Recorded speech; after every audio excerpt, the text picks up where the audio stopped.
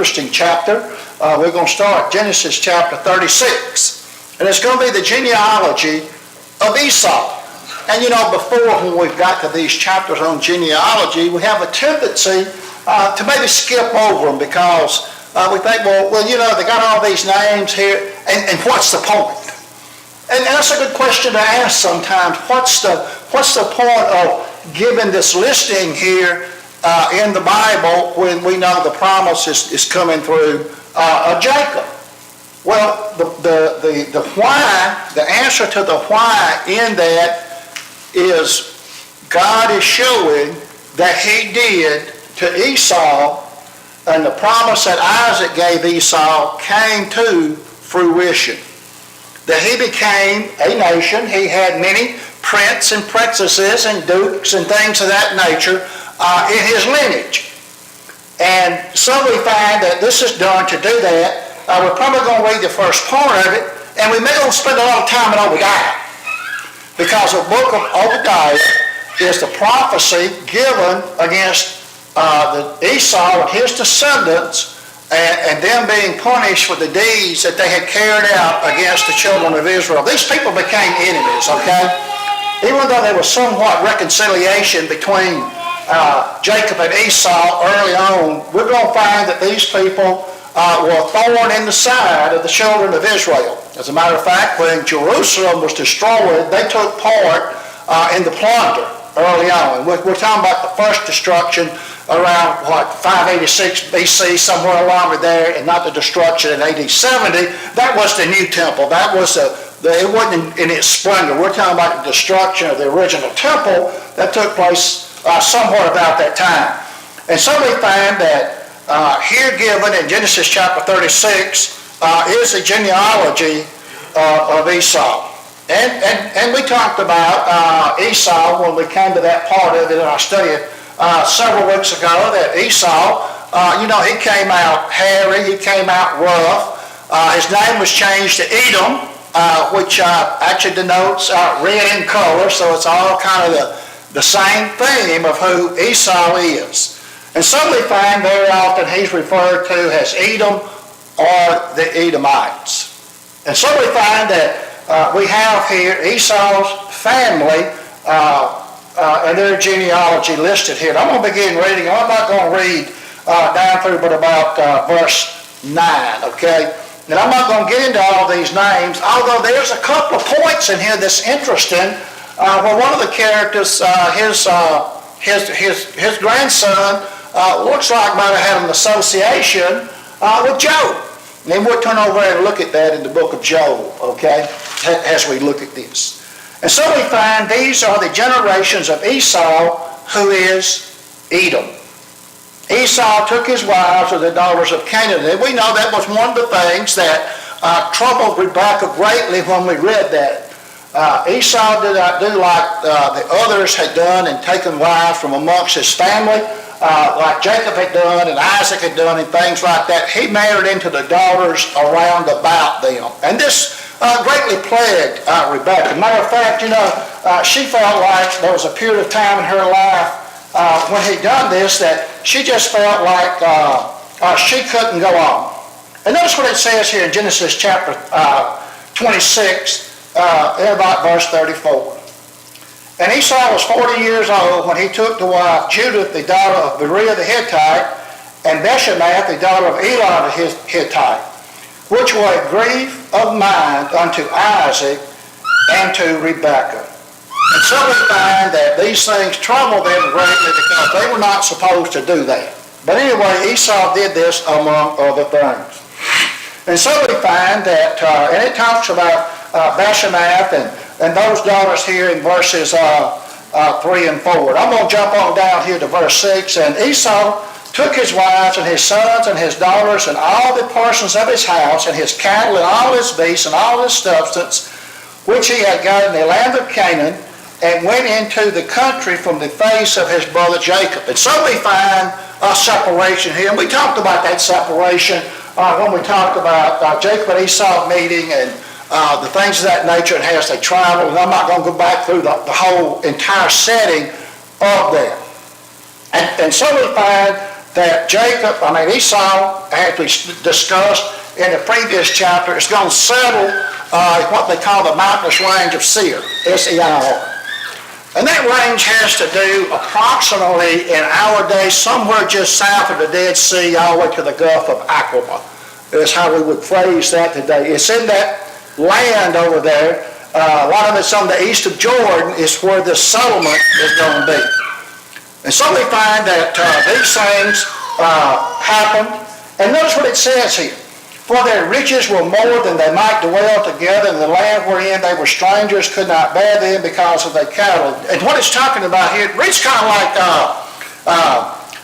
Abraham and his son, his nephew Lot did. Highly prosperous. Okay? So much cattle, so much prosperity that the land couldn't contain both of them. And so we find the reason that's being said is look at the prosperity of Esau. Thus Esau dwelt in Mount Seir. Esau is Edom. Okay, so the Bible just plainly clears that up. And so we find that from here to the end of the chapter, these are the generations of Esau, the father of the Edomites in Mount Seir. So this is his generation. So the question becomes, well, why? What's the point of putting this in? What's the point of these genealogies a lot of times that take up a whole chapter? And that's a very interesting question to ask. And I think it's a question that we should ask. Well, to begin to answer the question why, you have to go back and look at how God was dealing with Jacob and how God was dealing with Esau. This chapter is put in here for us to see that when God promises something, his promises come true. Now let's back up here maybe just a little bit on this to Genesis chapter 25. And like I say, you can't talk about Genesis chapter 36 without going to the book of Obadiah. And it's going to be real eye-opening about what God has to say some 800 years later after these events take place that we're studying now. Genesis chapter 25. And I'm going to begin reading at verse, let's just begin reading at verse 22. And the children struggled together within her. And so we find it's talking about Rebekah, and I'm not going to go back to that whole setting because we spend a great deal of time on this in these chapters. We have, Jacob and Esau struggling in the womb of Rebekah. So, it's kind of interesting to see that there was friction among them even in the womb, wasn't there? And so, as we come down through here, and she said, and if it so be, why am I thus? And she went to inquire of the Lord. And the Lord said unto her, 2 nations are in thy womb, and 2 manner of people shall be separated from thy bowels. You see, God has told them, or is telling her that you're going to have 2 nations. You're going to have 2 peoples in your womb. And he also tells about how that the stronger than the other and the elder shall serve the younger. And when her days to be delivered were fulfilled, behold, there were twins in her womb, and they first came out red. Okay, we talked about that, Esau and the Edomites, and what these names mean. He was red, and the overall had a hairy garment, and they called his name Esau. And after that, his brother came out, and his hand took hold on Esau's heel, and his name was called Jacob. And so, and we talked about that, here we find them being born and the struggle taking place, and Esau is being born, and you got Jacob by the heel, and we talked about Jacob's name, heel grabber, things of that nature. And we find this is going to lead up to the deception that we studied about in great detail about the birthright and things of that nature. So we find that being in there, and if we date this writing, probably somewhere around 1853 BC, okay, and I use dates, as a reference only.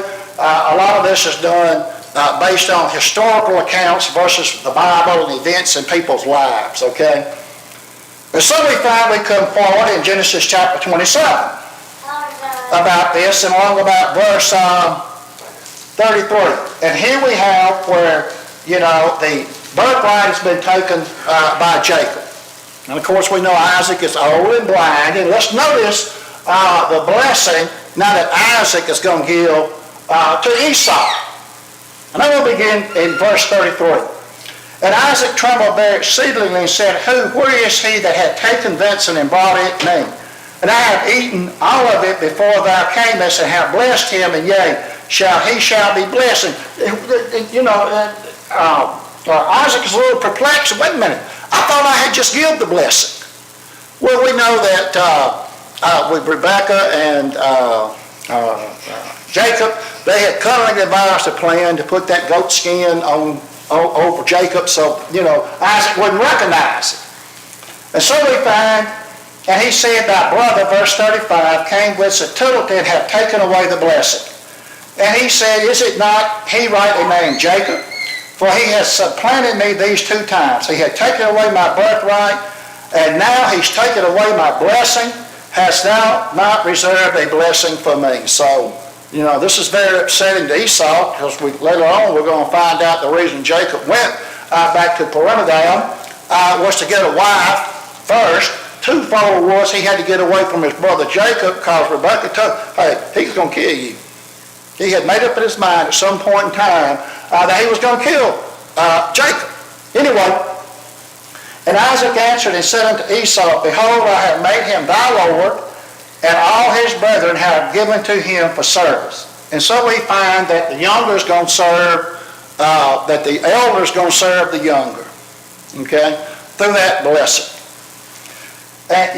And Esau said unto his father, hast thou but one blessing, my father? Bless me, even me also, O my father.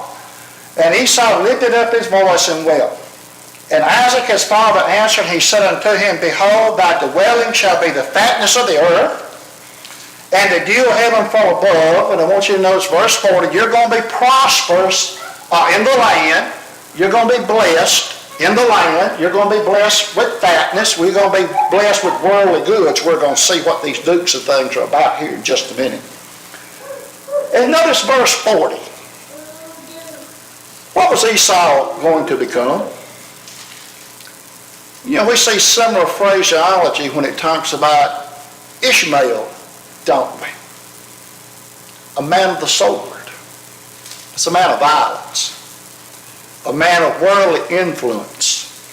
And by the sword thou shalt live. This is going to be your lot in life. This is going to be your people's lot in life. You're going to live by the sword. And on top of that, you're going to serve your brother. That's kind of a cutting-edge blessing in a way. One sense, you're going to prosper and all like that. But you're going to serve your brothers. You got to remember that. You can see the collision. And we talked about the clash in the family, didn't we? We talked a lot about the dynamics that went on in Isaac and Rebekah. And even Abraham's family, the family dynamics that went on here. And so and it shall come to pass when thou shalt have a dominion, thou shalt break his yoke from off his neck. And that was a time when that was going to happen. And we talked about Esau breaking that yoke of bondage. We kind of looked at that when we studied it in a twofold matter. One, did it have to do with the fact when they were reconciled, when Jacob and Esau met each other again and they hugged each other and were glad to see each other? As far as their relationship, was that the rebuilding point of that relationship? But still, what had happened, hadn't it? God's blessing, Isaac's blessing. And notice what it says here. Verse 41. Here we go. And Esau hated Jacob because of his father's blessing. And he said, the days of mourning for my father at hand. Isaac was getting old. He knew he was going to die. And he was going to wait to carry out what? Then I will slay my brother Jacob. So that's been empty to hear from the very beginning of all this. When you add up all the events that went on, you can see how the Edomites were going to become a thorn in the side of the children of Israel for many centuries to come. And so we find that this is the reason this is given. This is a fulfillment of the blessing to Esau, and these are his generations. that we see listed here. When you go down into the names, and I'm just going to look at I just jumped out here at verse 16, okay? It talks about the dukes of Esau. What about these dukes? Who were they? Well, here again, you have to think about the setting here, him being a man of the sword, his prosperity and worldly riches. You see, there's a sharp contrast between Esau and Jacob. Jacob's people were what? Herdsmen. And we consider that as a form of peaceful type of living. A man of the sword is a man of the world. He takes his by what? By whatever means he can get. And when you see titles bestowed upon people, generally titles are bestowed upon people that are prosperous and of status in the world. Can you see the sharp contrast the Bible is trying to make here between the two natures of these men? Notice what it says here. You got Duke Korah, Duke Gatham, Duke Amalek. It goes on and on about these dukes. Well, what is a duke? We hear that today. Not so much in our culture, but the European culture, the German culture and the English culture and those cultures, they still have dukes and earls and things like that. But what is a duke? Well, that's a worldly title that's given people. And it can carry with it several meanings, okay? Sometimes a duke is referred to as a great general, okay? And a lot of times those great generals are knighted and they become what? Dukes, okay? Another meaning is man of honor. It kind of carries back with it the idea of a general, duke. Also, it carries with it the idea of being a nobleman, someone involved in great worldly affairs. They're great landowners, and they're great in political power. So it carries several meanings when you look at it. So what's it telling us here? Well, Esau's people became men of old, men of renown. Where have we heard that before? What was one of the things that God looked down upon and saw that men had become before the flood? That the sons of God had married into the heathen women around about. They became men of old, men of renown, men of great power, men of the world. That's who Esau's folks had become. They had become great men of renown. And guess what has happened here? It's kind of interesting. Right in the middle of Esau's genealogy, you find another thought. The Horites. Look in verse 29. You see, these Horites were actually let's just say we'll call it like the natural inhabitants, if you will, of this area land south of the Dead Sea to the Gulf of Aqaba. And to the east there, these were kind of, that was their land. Well, Esau was now settling here in this land, and notice what he does. Esau family began to marry into the Horites. And you see that listing down through here in verse 20. These are the sons of Seir the Horite who inhabited the land. These are offshoots of the Canaanites. Well, who had Esau himself married into? Up in the land of Canaan. Now he's down here, and they're marrying into these people. So you've got a hodgepodge of cultures coming together here that are not following after the pattern and plan of God. But it goes on to talk about that. It talks about these children and all this that's going on here and everything and who these people are. It goes on here in verse 30. It begins to talk about the dukes again and all these things. And in verse 40 it says, and these are the names of the dukes that came of Esau according to their families after their places by their names. And here again, notice who's given credit for this family of people. He is Esau, the father of the Edomites. And that closes it out as far as that. And we know when you look at what happened to the Edomites historically, has these things evolved, and we're fixing to turn, you can't talk about this chapter without talking about Obadiah the prophet and Obadiah. Okay? Because he prophesied directly around 586 BC about the destruction of the Edomites for what they had done. And this portion here, if you date it, it takes place probably somewhere maybe around 1149 BC. That prophecy comes around 586 BC, so you're talking about what? I said 800, I was a little bit off. What is that, about 500 or 600 years before these events are going to come to fruition. But there's going to be a lot of water to go under the bridge between now and then, because Obadiah is going to say, hey, look, I'm prophesying against Edom, against the household of Israel. For what reason? Well, he tells us there in the verse, 9 or 10 verses, there's about 6 or 8 problems the Lord has with the Edomites. And it's not good. So what we're going to find gradually, they're going to just disappear from history. Why is that? The Lord's only concerned about the history of the church. Israel is referred to as a church in the wilderness, okay? The Lord's only concerned about the lineage of Jesus Christ. But he's given us this here to show us that even though Esau did this, that, and the other, he was in that family at one time, but really he chose to leave that family, didn't he? By his actions and attitude. And we discussed that. We're not going to go back over all that we talked about. But God said, he had told Rebekah he's going to be blessed. It's just kind of like with Ishmael, isn't it? God didn't forget about Ishmael. God had a purpose and plan for the people of Ishmael, didn't he? And we talked about that, about the Arab world, about the Muslim world, which that way to become. And so we find God blessed Ishmael, just like he said he would. The takeaway from this that we need to understand is God is true to his word. The problem becomes, what do we do? That's where the problem steps in. What do we do? God's going to do just exactly what he said he's going to do.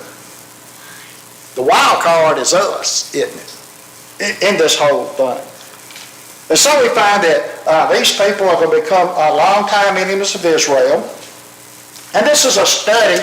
And I don't want to get too far off track because I'm in the book of Genesis. In Genesis chapter 37, we're going to shift gears and go back to the lineage of the children of Israel. And we're going to pick up with Joseph being sold to the caravan trailers. Okay? But we need to understand what these genealogies are about.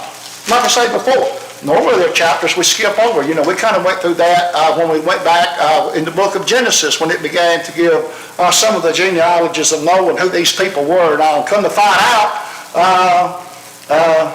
these people had a direct role in the things that were going to happen in the coming about of Jesus Christ. So it's kind of, it really gets kind of interesting when you get into it. Let's turn over to the book of Obadiah.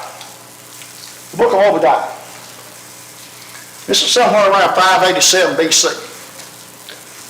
And God here is sending Obadiah to the Edomites. And let's just look at verse 1 and then we'll talk about a little bit of the background and history of this to see where the setting is at. The vision of Obadiah, and that name means servant or worshiper of God. It carries with it a couple of different meanings.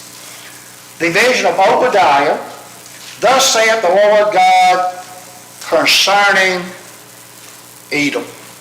So this entire book, I shouldn't say book because it only comprises about 21 verses. Let's say this letter, if you will,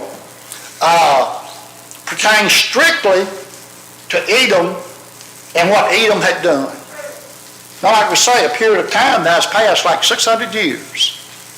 And a lot of waters went on the bridge, and in summation, we're going to find that God didn't forget what Edom had done in the sins of Esau. He didn't forget that. It just took a while for him to decide to do it.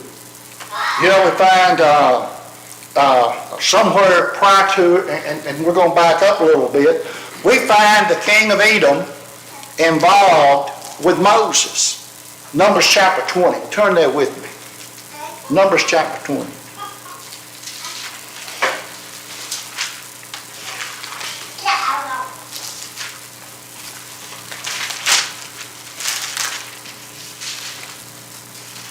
we find that, Moses has led the children of Israel out of Egyptian bondage. I'm just going to give a very brief background setting on this, okay? He's now led them out. And we always use chapter 20 to talk about how Moses smote the rock, and God told him to speak to the rock, and water came out. And so we find in verse 12 that Moses, was told he was not going to go into the promised land that he had given. But something else transpires here after that in verse 14. The Edomites are going to come into the picture because Moses is leading these people out, right? And notice what it says here. And Moses sent messengers from Kadesh unto the king of Edom. And notice how his phraseology is here. And this is true. Thus saith thy brother Israel. Wait a minute. Thy brother Israel. These people are brethren. They're cousins. They're kinfolks. They're close relation. They're closely tied in. And Moses recognizes it. God recognizes it. And notice what he says, thou knowest all the travail that has befallen us. You know what all is going on here, God, between us and thee. And now we've come to the Edomites that's supposed to be our brethren. And notice what it says here. And it talks about how they went down into Egypt and how they were oppressed and so on and so forth. And in verse 16, and when we cried unto the Lord, he heard our voice and sent an angel and hath brought us forth out of Egypt. And behold, we are in Kadesh, a city in the uttermost of thy border. Let us pass, I pray thee, king of Edom, through thy country. Let us pass through. We're not going to do you any harm. We're just passing through. We're going on our way. We're not going to bother your fields, he says, and your vineyards, and we won't drink of the water of the wells, and we will go by the king's highway. We won't turn left or right till we pass through your border. He's saying we just want peaceful passage. But notice what the king of Edom, Esau's descendant, has to say. And Edom said unto him, thou shalt not pass by me, lest I come out against thee with the sword. Is that not a bit of prophecy that we had seen about Esau and his descendants being people of the sword? No, you're not coming through here. Matter of fact, if you tread our land, we're going to come out at you after the sword. But we know the rest of the story, that they did go through there, and they did have to fight the Edomites, and they were victorious, and so on and so forth. But the whole point is, this is a bone of contention with God. This is going to be one of those things that God is going to say, hey, wait a minute. That's one of the problems I got with you here in Obadiah. Notice what it says here. We have heard a rumor from the Lord, and an ambassador is sent amongst the heathen. Arise ye, and let us rise up against her in battle. Behold, I have made thee small amongst the heathen, thou art greatly despised. So he's saying, hey, wait a minute. These things are going to happen. There's going to be a nation rise up against you to destroy you and make you small amongst the nations. And notice what it says here. Because of the pride of thine heart has deceived thee. The pride they had gotten next to them. Because of their power, because of their might, because of the things that has gone on. You are in the cleft of the rocks whose habitation is high. And that's another way to say, you've exalted yourself up on this level here. And that was told that was going to happen. All those dukes and all those earls and all those princesses and all those kings and all those tangible goods. Look how lofty we are. Thou hast exalted thyself in verse 4 as an eagle. You've lifted yourself up so high you think you're nesting among the stars. What does the Bible teach us about pride? It goes before a fall, doesn't it? It goes before a fall. And notice what Obadiah says. You know, you weren't even like you were like a thief. You were like a thief in verse 5. You weren't like the gate brothers that come gather grapes. Would they not leave some? In other words, you're so greedy and so selfish, you just took it all. You took all you can get. And so he says, those things that you've searched out in the next verse, those earthly treasures have all caught up with you. Then we see about how in verse 7, riches are fleeting, they had trusted man, and so on and so forth. And so in verse 8, notice what it says here. Shall I not in that day, saith the Lord, even to destroy the wise men of Israel, and understanding of the amount of Esau? And thy mighty men, O Teman, shall be dismayed to the end that every one of the amount of Esau may be cut off by slaughter. For thy violence, now watch this. Remember we said God's had a promise, and I'm going to go back and just kind of break this out in a few bullet points, okay? For thy violence against thy brother Jacob, shame shall cover thee, and thou shalt be cut off forever. And something else you had done. When Jerusalem was destroyed, look at how you treated your brethren in Judea. Look at how you treated Jacob's descendants. You rejoiced over the children of Israel in verse 12 in the days of their destruction. And you have spoken proudly in the days of their distress. So did God have a problem with the Edomites? Sure did. Sure did. And in summation, if you look at it, in Obadiah chapter,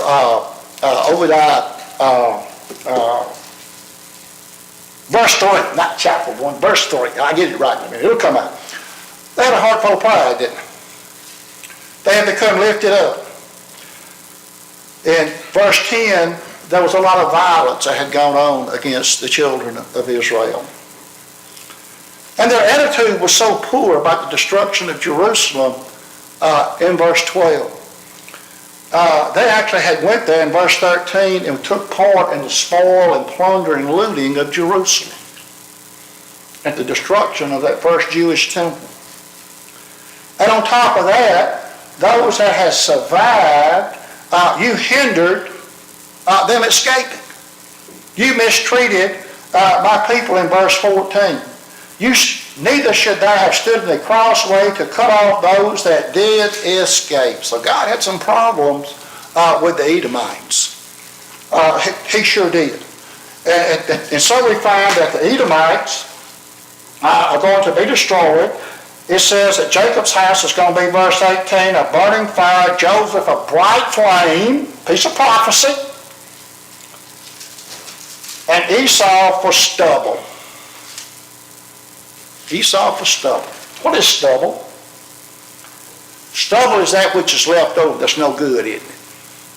You know, I remember a lot of times, and some of you know, and I come from off a farm, and we had a farm and had cattle and grain and things of that nature, but I remember Daddy would always try to keep some of the grain that was planted the year before, especially what we call the beans that went in the corn is called velvet beans. And I won't get into too much description, but what he would do to gather those beans, you would get out there and you would crush them because the hulls are hard, okay?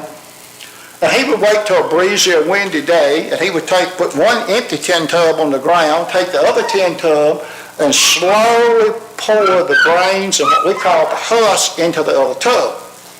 Well, as the breeze blowed, it blowed the stubble away, that which was not useful. And guess what you had in the tin tub that was sitting there? That which was useful, the beans. The hulls got blown away.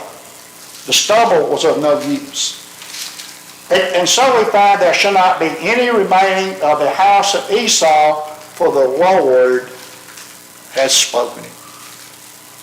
Later on in biblical history, you're going to find that some of that land was absorbed into the tribe of Benjamin that was east of Jordan. Some of it was absorbed into the Philistines and into Ephraim. Notice verse 19, it tells us that, and I'm going to have to shift gears here a little bit. And it says, and it's talking about who's going to possess this land. And they of the south shall possess the Mount of Esau, and thy plain in the Philistines. And they shall possess the fields of Ephraim and the fields of Samaria, and Benjamin shall possess Gilgal. and so on and so forth. And so we find it was going to be distributed out amongst the various tribes of the children of Israel. It was going to pass from history. Even though we know Jerome about A.D. 400 made reference, and I think on some old world maps, and I'm doing this from memory now, I didn't go look it up, there's a reference to the Edomites. That's I-D-U-M-E-A. There's some thought that is some of these descendants that was left over. Possibly could be, but as far as Edom and Esau's kingdom, gone. No more. And God told them this was going to happen. I'm going to prosper you, but because of your treatment toward my people and your old poor attitude, guess what? And this is what the book of Obadiah is about. So, like I say, you can't study Obadiah. Now, you can't study Genesis chapter 36 and that genealogy without studying Obadiah. And I just hit the high points. There's a whole lot more in this than what I have time to cover, okay? One of the things, too, we do find that, Esau is still being mentioned as the old Bible's being closed out, okay, in Malachi. Let's take a look at that. That is still a thought in Old Testament prophecy, and it's still a thought in the mind of God, and it's a warning, really. Because here, this is about, 397 BC, so we're going to start the 400-year period of silence from Malachi to Matthew chapter 1. And so this is kind of a reminder to those people at the thought and heart and mind of God. Malachi chapter 1, the abode of the word of the Lord to Israel by Malachi. I have loved you, saith the Lord. Yet ye say, wherein hast thou loved me? These people too, God was telling them that the Jews here, they had a problem because of their departure. It seems like when you look at Old Testament history, they say more stray than they stay in, God was always struggling with them. But he says, I have loved you. Was not Esau Jacob's brother, saith the Lord? But I love Jacob, and you're that lineage of Jacob, is what he's saying here. But notice what he said, and I hated Esau, and laid his mountains and his heritage waste for the dragons of the wilderness. Now this word hate here, very often in the King James Version, is used to denote love the less. Okay, a lot of times Jesus said, if a man don't hate father and mother, that means love less. It has nothing to do with bitterness and strife. So did God have hatred and bitterness toward Esau? Well, no, he didn't. He had blessed him. Those decisions Esau had to make, and choices that he had to make. And so the Lord here says, I have rejected Esau. Whereas Edom said, we are impoverished. But even then, in dealing with these people, they still had a haughty mind. Oh, we're going to do it anyway. We're going to come back and rebuild. But they didn't. They passed from the pages of biblical history. And it's a very important lesson that we can learn about these things and about these genealogies and things that went on. A couple of interesting things that I've been talking not into nothing. I hadn't asked if any of the brethren have anything to say. A lot of material here. I've surmised and done summary, and I've condensed this down to a point where we could try to cover it in about 40 minutes, okay? This could go on for a while, okay? It's like a lot of things in the Bible. As you open this up, there's a lot of depth in here. And I know we don't have time to cover it because we're trying to get through the book of Genesis. So anyway, any of you brethren have any comments on that you'd like to make, or takeaways, add to? Comments? Something else here in Genesis chapter 36. That's interesting. One of the grandsons in Genesis chapter 36 and verse 24, his name is Ammon. I want you to notice what it says about Ammon. And Ammon that found the ewes in the wilderness as he fed the asses of Zebon his father. Kind of interesting about that translation there of ewes. We find that he's feeding mules and donkeys and things of that nature already. So what about this finding these mules? Well, the Revised Standard Version says he found these hot springs in the wilderness. He found these wells of water in the wilderness. And it has to do with the way that word is handled in translation with the King James Version. It does seem like, if you go back and study that real close, it has to do with more finding those wells of water. So what's significant about wells of water in the area of the world we're in? Prized possession, isn't it? Prized possession. And something else that we find here, down in verse 24. Here's another, what would be a grandson, a son of Esau. And Jobab died, and Husham of the land of Temanite reigned in his stead. Kind of interesting, this Temanite. So we find reference to the Temanites. Seems as though one of Job's friends in Job chapter 23,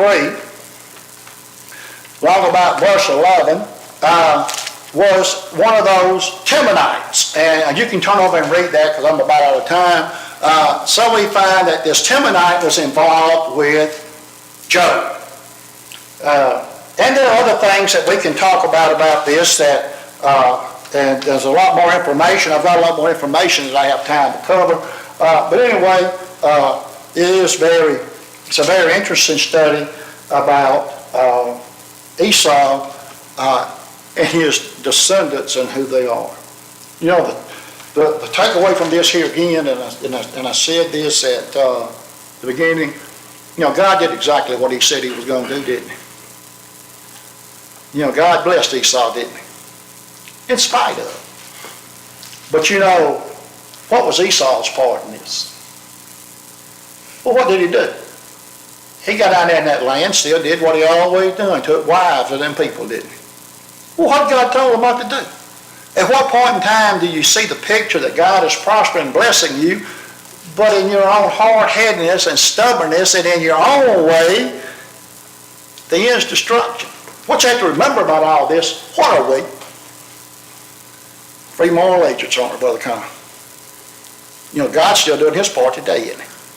Go ahead. Sometimes people may not realize it, but somewhere in my studies in the past, I've read to understand what it means when it says that he loved Jacob, but he hated Esau.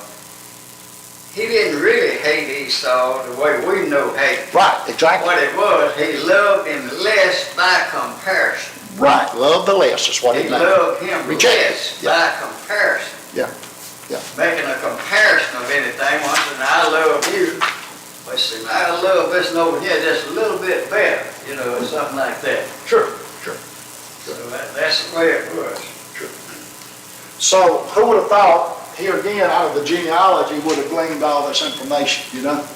So as we go along in this and these studies unfold, I guess you can see already we have a tendency not to skip over these genealogies. Maybe in our normal study we would, it's like, well, you know, what's this all about? These genealogies can be very rich indeed, can't they, Brother Connor? Oh, yeah.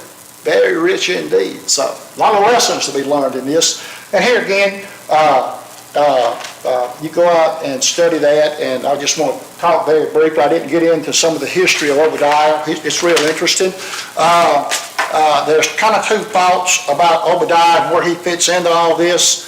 Generally, it is thought, and when you go there and you look at what's said in Jeremiah, chapter 46, I want to say it is the first 14 verses of Jeremiah. In that chapter, read just like the first 12 verses of Obadiah. So if we look at it historically from dating Jeremiah somewhere about 609. So it looks like Jeremiah and Obadiah overlapped in a lot of ways. They were contemporaries. Daniel, whether or not some discussion was going on between the two, I don't know, but the phraseology and the wording's the same. Okay? Now there is an Obadiah mentioned in the book of Kings, but the time frame does not put him there. In the time of Ahab, it says that Obadiah hid 100 prophets, 50 in each cave, to keep Ahab from destroying them. but the time frame doesn't fit. So it looks like Obadiah and Jeremiah are more in line. This was another Obadiah that dealt with Ahab. Okay, now so here again, like I said, as you open this up, one path leads to another path, which leads to another path, and it just keeps building on itself. So with that, I'll hush and we'll get ready and we'll pick up the 37 next week. 37 going to be a highly interesting chapter. Oh yeah, oh yeah.